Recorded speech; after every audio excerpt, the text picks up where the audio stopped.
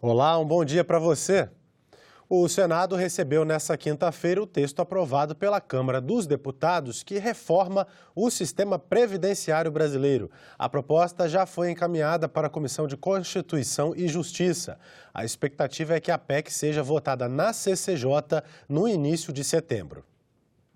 O presidente da Câmara, deputado Rodrigo Maia, veio pessoalmente entregar a proposta de reforma da Previdência ao senador Davi Alcolumbre. A cerimônia foi na presidência do Senado. Essa missão delegada será discutida da mesma maneira, com toda a intensidade necessária, senadora Rose, com toda a vontade e o desejo de parlamentares e senadores que representam a federação. Em seguida, o presidente do Senado anunciou em plenário o recebimento da proposta de emenda à Constituição. E divido com todos os senadores a responsabilidade desse momento. Eu espero que cada um de nós tenhamos a consciência, que eu sei que temos, de construir nos próximos dias esse bom debate. Depois de recebida aqui no plenário, a proposta de reforma da Previdência seguiu direto para a Comissão de Constituição e Justiça. Aqui na comissão, os senadores terão até 30 dias para discutir e votar o texto. Estão previstas várias audiências públicas para debater o tema da reforma da Previdência. A presidente da CCJ disse que serão feitas audiências públicas todos os dias para debater a reforma e acredita que o relatório deve estar pronto para ser votado na comissão em 3 semanas. Na quarta-feira que vem, nós estaremos abrindo a comissão com aprovação ou não dos requerimentos que estão solicitando audiências públicas. Acabo de ser informada pelo relator que ele está protocolando um requerimento de audiência pública, de autoria, portanto, dele, para que nós possamos, na semana seguinte, ficar a semana toda, de segunda a sexta, se for necessário, fazendo as audiências públicas solicitadas. Então, dia 14, aprovação de requerimento, dia 20, a semana do dia 21, audiência pública, dia 28, se o relator estiver apto, pronto, ele pode entregar o relatório para votarmos na primeira semana de setembro, na Comissão de Constituição e Justiça, o relatório inicial para ser pautado em plenário. Simone Tebet explicou que alterações no texto da Câmara, como a inclusão de estados e municípios, podem ser feitas por meio de uma PEC paralela. Então, nós temos 2 caminhos. Nós temos o caminho de alterar no texto principal. Hoje eu vejo que não é o sentimento da casa. O sentimento da casa é fazer as alterações que achar necessárias, mas em texto paralelo, que seria a segunda opção. E nesse texto paralelo incluir não só estados ou municípios, como também qualquer categoria, qualquer entidade que se sentiu injustiçada no meio desse processo. Não é possível uma reforma da Previdência que, como eu disse ainda há pouco, consome todo o recurso de investimento, as pessoas não entenderem que elas também precisam ser feitas, não só para atender o governo central ou o governo federal. As pessoas têm que compreender da necessidade de nós equilibrarmos as contas nos estados e nos municípios. Eu acho que a questão dos estados é um tema, se não hoje, amanhã, vai precisar ser tratado pelo Parlamento brasileiro também, mesmo que não seja nesse momento pelo Senado. Mas acho que a gente precisa compreender que a gente vai precisar tratar muito da questão dos estados, não apenas na questão previdenciária. Estados e municípios também estão numa situação pré-falimentar. O texto da reforma ainda não é um consenso. Nós vamos usar os mecanismos regimentais necessários e suficientes para a gente chegar num texto que seja importante para o Brasil. Se tiver que obstruir, vamos obstruir. Se tivermos que fazer um acordo para chegar a um texto melhor, também vamos fazer um acordo. Só temos um objetivo, melhorar o texto. Eu acho que o texto ficou bom, mas ele pode ficar muito melhor ainda. Não é uma questão pura de ser oposição ou situação, é de como nós vamos diminuir o dano ao direito do povo brasileiro, que é o direito à previdência, o direito à seguridade social. O texto recebido pelo Senado prevê aumento da idade mínima para a aposentadoria, 65 anos para os homens e 62 para as mulheres. O limite do benefício será a média de todos os salários. Aumento das alíquotas de contribuição para quem recebe acima do teto do INSS e regras de transição para os trabalhadores atuais. O relator da PEC da Previdência na Comissão de Constituição e Justiça é o senador Tasso Gereissati. Em entrevista coletiva, ele falou sobre a expectativa para a tramitação da proposta. Alterações. Se tiver que mudar alguma coisa, tem que ser o mínimo possível a reforma que veio. Isso é minha opinião. Que veio da Câmara é boa, ela é um trabalho ótimo feito pela Câmara.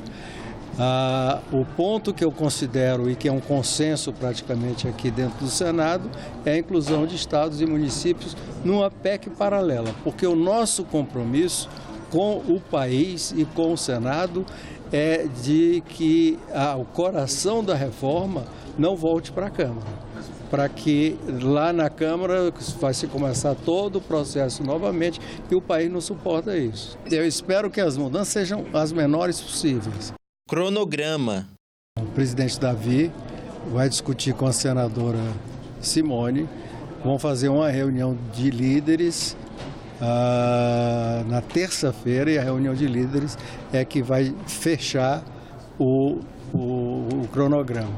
Eu tenho condições e pretendo acelerar, para que no máximo 3 semanas, no final de 3 semanas, eu possa entregar o relatório. Ou seja, depois de atender aqui todas as audiências necessárias, depois de ouvirmos audiências públicas e depois de discutirmos na CCJ,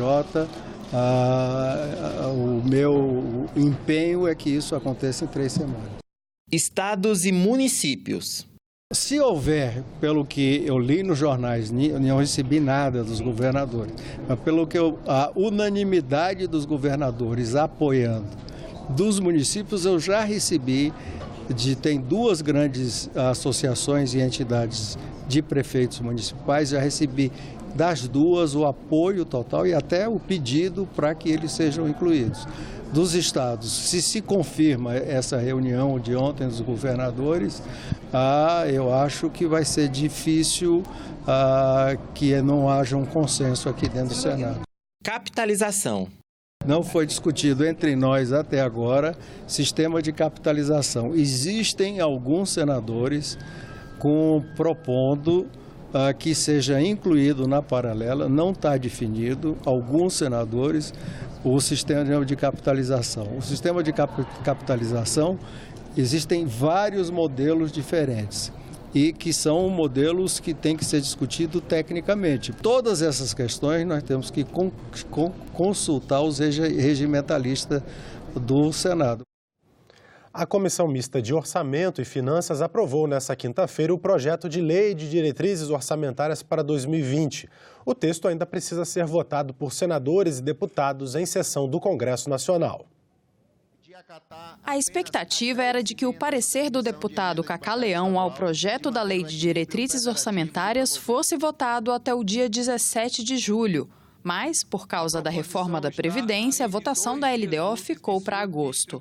Nesta quinta-feira, a Comissão Mista aprovou o relatório da proposta.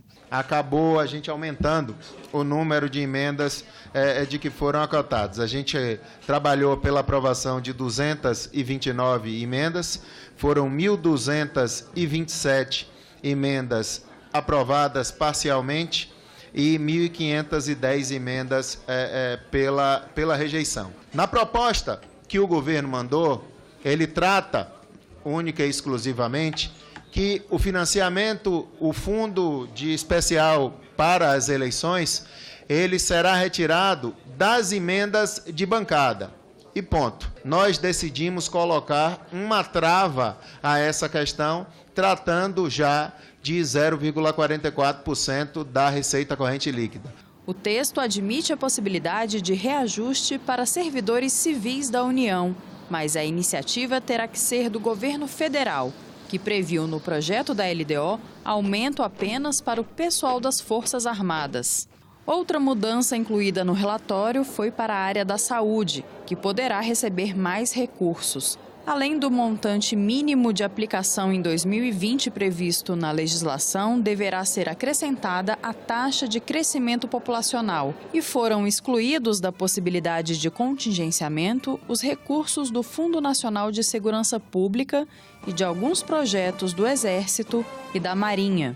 O relatório aprovado na Comissão Mista de Orçamento traz os seguintes parâmetros para o ano que vem: crescimento do Produto Interno Bruto de 2,7%, inflação de 4%, dólar a R$ 3,70, taxa de juros média 7,5% ao ano, projeção do salário mínimo R$ 1.040 e meta fiscal de um déficit de 124,1 bilhões de reais, pelo 7º ano consecutivo no vermelho. A intenção de privatizar os Correios foi tema de debate na Comissão de Direitos Humanos e Legislação Participativa nesta quinta-feira. A reunião faz parte de um ciclo de audiências públicas sobre Previdência e Trabalho.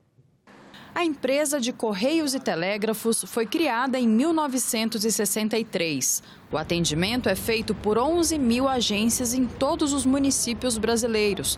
Entre os serviços estão o envio e o recebimento de cartas e encomendas. Por dia, a estatal entrega 1 milhão de correspondências. Em audiência pública na Comissão de Direitos Humanos, representantes de associações ligadas aos Correios explicaram que a estatal não depende do Tesouro Nacional e demonstraram preocupação quanto à possibilidade de privatização sinalizada pelo governo. Uma privatização dos Correios vai aumentar o custo, vai diminuir o serviço de entrega. A gente hoje entrega em todo o país e faz isso com excelência. Hoje nós temos 100 mil trabalhadores com carteira de trabalho assinada, com as garantias trabalhistas. Será que privatizando os Correios isso não vai ser sucateado? Aonde que vai ficar esse serviço? O que nós propomos aqui? São 2 lâminas só para fechar. O governo federal abandone a ideia de privatizar os Correios e pare de atacar sistemática e injustificadamente a reputação da empresa.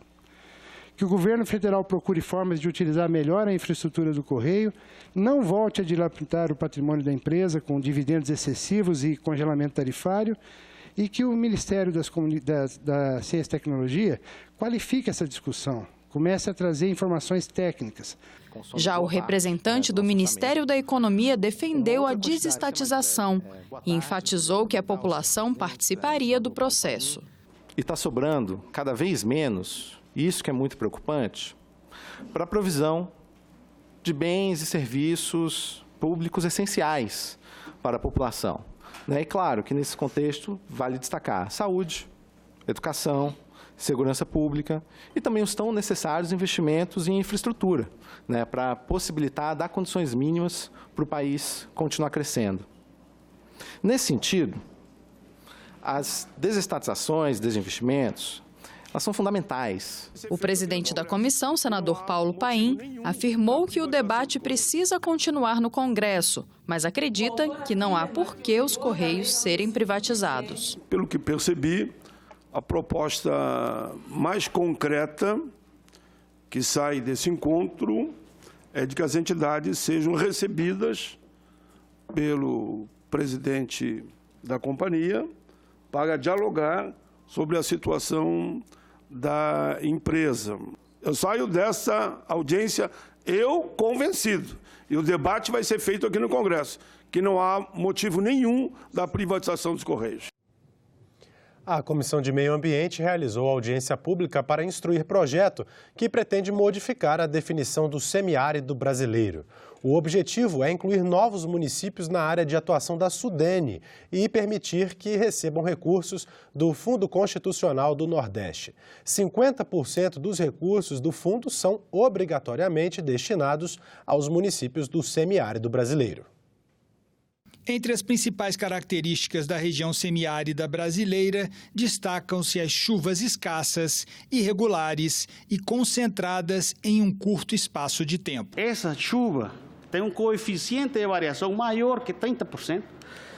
Dentro de anos, em média, 60% da chuva total anual ocorre em um único mês e 30% em um único dia. Em alguns lugares chove muito durante pouco tempo. E isso se distribui de forma bem heterogênea. Para discutir o semiárido, a ampliação do semiárido, a manutenção do semiárido, é importante que a gente entenda que lugar é esse. O IDH do semiárido brasileiro, daquela região, era o IDH igual ao IDH dos países da África subsaariana. Nós estamos falando do Níger, Burkina Faso, Mali, ou seja, uma situação de extrema pobreza, de miséria. O representante do Instituto Nacional de Pesquisas Espaciais criticou a proposta, que pretende mudar os parâmetros de definição do semiárido. Se o projeto for aprovado, os limites do semiárido brasileiro se estenderiam para regiões com até 1.100 milímetros de chuvas, contrariando os critérios de cálculo adotados atualmente. O litoral passaria a ser semiárido, o Maranhão passaria a ser semiárido. Não há um embasamento científico para se alterar a definição de semiárido. A definição de semiárido, ela vem da ciência e eu considero que seria um desserviço para a ciência que, para atender a necessidade identificada da área de atuação da SUDENE e se modificar a definição do termo. De acordo com o representante da Embrapa, o semiárido é identificado por uma equação bem simples. Divide-se quanto chove numa região pelo volume de evaporação. O semiárido brasileiro é esse que está aí na cor laranja. Esse é o semiárido brasileiro. Então, qualquer outra coisa que vocês podem colocar, dizer, área de atuação da SUDENE, área de atuação do Senado, área de atuação da Embrapa, da ANA, podem chamar disso, mas não, o semiárido é só aquilo. É estranho que haja quase uma briga, vou chamar assim, um debate, para que as pessoas recebam o título de meu município está no semiárido. É óbvio que todos merecem, onde vivem no IDH baixíssimo, com drama, todos precisam de emprego, a desigualdade regional do país é flagrante, a desigualdade social também. Mas aí não vamos começar a construir os caminhos para acessar. Então, crie-se outro fundo. A Comissão de Constituição e Justiça realizou nesta quinta-feira a segunda audiência pública para debater um dos projetos que fazem parte do pacote anticrime lançado pelo governo federal, o que prevê medidas de combate à corrupção, ao crime organizado e aos crimes violentos. Críticos da proposta reforçaram os argumentos de que o endurecimento das regras penais não vai acabar com a violência, e sim aumentar o encarceramento e piorar a situação nos presídios brasileiros. Essa iniciativa agora, senador, praticamente repete o que se buscou fazer com a Lei de Crimes Hediondos, anunciada na época como um grande freio à criminalidade e que teve resultado diametralmente oposto, porque contribuiu decisivamente para a delicada situação que temos hoje e que estamos discutindo agora. O encarceramento em massa provocado pela Lei de Crimes Hediondos e algumas outras posteriores não diminuiu a insegurança pública, não reduziu a criminalidade. Se for aprovado, não precisa nem ser aprovado na sua totalidade. Se metade desse projeto for aprovado, tem tudo para que nós consigamos, em 5 anos, ter uma população carcerária de pelo menos 1 milhão de pessoas. Críticas também à falta de um estudo sobre o impacto financeiro da proposta e sobre a forma como o projeto está tramitando no Senado. Eu quero aqui, neste momento, entregar na mão do senador Paulo Rocha, para que ele encaminhe ao presidente dessa casa, a Simone Tebet, um requerimento feito pela sociedade civil, assinado por mais de 60 organizações, pedindo que se façam pelo menos 10 audiências com os pontos divididos, conforme está aqui no requerimento. É a tramitação que teve lá na Câmara dos Deputados e é o mínimo que se deve fazer nessa casa aqui também, tá? O projeto não pode passar aqui pela CCJ apenas com caráter terminativo. Caráter terminativo significa que nem no plenário ele vai passar. Esta advogada criticou a proposta de criação de um banco genético de presos. A obrigatoriedade dos condenados por crimes praticados com dolo, mesmo antes do trânsito julgado da decisão condenatória, serão submetidos obrigatoriamente, à doação do perfil genético mediante a extração de DNA. Tudo isso está no pacote Moro, no que se refere à Lei de Execução Penal, ferindo diretamente os princípios constitucionais da não autoincriminação previsto no artigo 5º da Constituição. O representante da Associação Nacional dos Membros do Ministério Público defendeu a proposta. Segundo ele, 2 pontos do texto são indispensáveis para tornar mais rápido e eficiente o sistema penal: a prisão após condenação em segunda instância e a possibilidade de acordo para quem confessa crimes em casos sem violência ou grave ameaça. Não há nenhum risco nenhum risco de inocentes serem constrangidos a praticar negociação penal com reconhecimento de culpa pelo sistema proposto, que prevê que tenha que primeiro ter sido oferecida a denúncia, que tenha se submetido essa denúncia a um juízo de admissibilidade e, portanto, o juiz vai verificar se há prova da materialidade do crime, se há indícios concretos de autoria, para só aí fazer, reconhecer, homologar um eventual acordo penal que tenha sido proposto pelo Ministério Público e aceito pelo acusado e seu defensor. Está pronta para ser instalada no Congresso a Comissão Parlamentar Mista de Inquérito sobre notícias falsas. Conhecidas como fake news, elas são distribuídas pela internet e pelas redes sociais e são consideradas pelos senadores uma ameaça à democracia. As fake news, de certo modo, prejudica todo mundo, passa as informações ruins para a população. Eles estão como autoridade, precisa auxiliar, né, nessa parte de investigação também. Não compete a eles. Porque a competência é do judiciário, não deles, né? Essa investigação.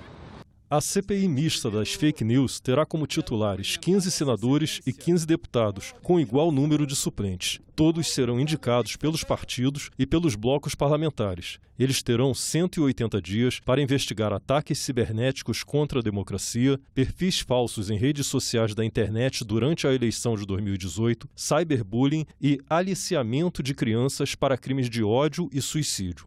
O requerimento de criação da comissão foi lido em sessão do Congresso no dia 3 de julho. A presidência solicita aos senhores líderes partidários, na Câmara e no Senado, que indiquem os nomes dos membros dos partidos e blocos. O senador licenciado Eduardo Gomes, do Tocantins, que era vice-líder do governo no Senado, apresentou o requerimento pedindo delimitação objetiva dos fatos a serem apurados, como determina a Constituição. Ele afirma que a falta dessa delimitação deveria inviabilizar a instalação da CPI. O deputado Felipe Barros, do PSL do Paraná, entrou com mandado de segurança no Supremo Tribunal Federal para suspender a CPI. Outros parlamentares governistas também rejeitam a ideia de que fake news tenham influenciado os resultados da eleição de 2018. Consigo ver essa interferência dessa natureza, né? O que eu vejo é exatamente uma prática recorrente de crimes perpetrados, muitas vezes de forma organizada, ou para manchar ou destruir imagens de pessoas, de partidos políticos, de qualquer cidadão. Mas alguns senadores argumentam que o objetivo da CPI é combater o fenômeno das fake news, que são um risco para a democracia, e não fazer uma investigação dirigida à eleição do presidente Jair Bolsonaro. Tem a própria questão da eleição também, né? Todas as eleições têm sido agora muito influenciadas pela questão das fake news. Precisa ser analisado com calma e nós, sociedade, precisamos criar instrumentos, mecanismos para nos defender dos efeitos deletérios desse fenômeno. Então, basicamente é isso. Não é nada contra ninguém, nem nada contra dirigido a nenhum tipo de processo especificamente, e sim uma análise desse fenômeno e uma tentativa de evitar os seus efeitos ruins. Nós vamos ter de estudar meios tecnológicos para conseguir combater desvios tecnológicos. E no caso penal, identificado que foi feito de maneira dolosa, de houve a intenção de prejudicar, se há ali um crime contra a honra, contra o patrimônio moral daquela pessoa, evidentemente deve haver uma punição, e além da indenização moral civil pecuniária. Nós precisamos ampliar o rigor da punição dessas pessoas que praticam esses atos ilícitos para construir a verdadeira democracia que nós queremos. Porque ninguém tem o direito de postar notícia falsa de quem quer que seja. As fake news são alvo de uma campanha dos veículos de comunicação do Senado. Com o slogan "Notícia falsa se combate com boa informação", TV Senado, Rádio Senado, Jornal do Senado e o Portal de Notícias do Senado mostram como reconhecer fake news e como ajudar a impedir que uma notícia falsa se espalhe. E nós ficamos por aqui. Você pode rever as reportagens desta edição na nossa página na internet, senado.leg.br/tv. Muito obrigado pela sua companhia e continue sintonizado aqui na TV Senado.